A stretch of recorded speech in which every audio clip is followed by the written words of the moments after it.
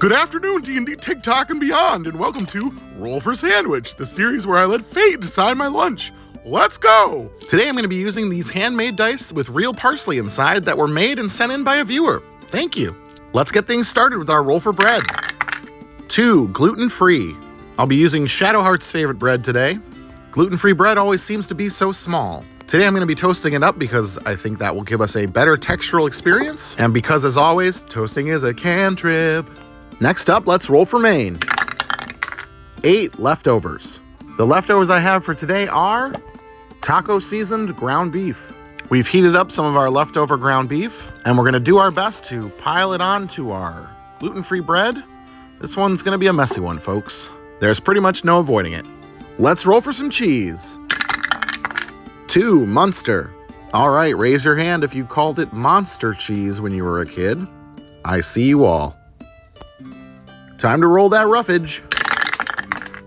1, kumquat, and 11, none.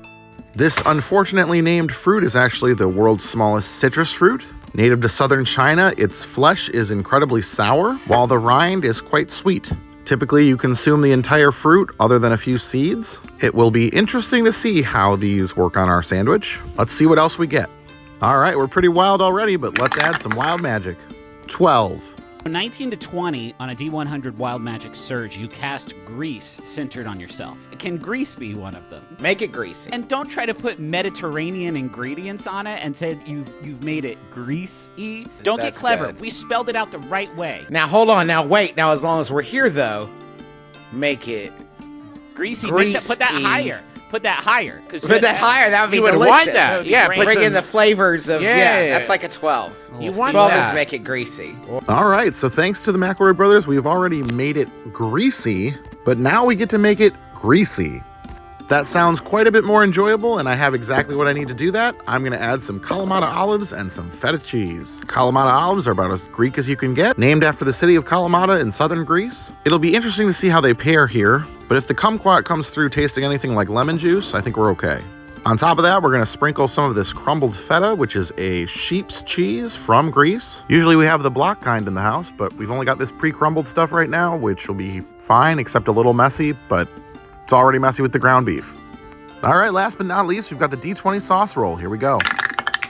19, Tubby's Italian dressing. Tubby's famous submarine dressing tastes almost like a mix between Italian and Greek dressing, which is fitting here.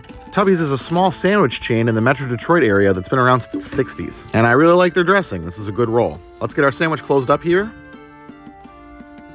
And then I've got one more way we can make it greasy.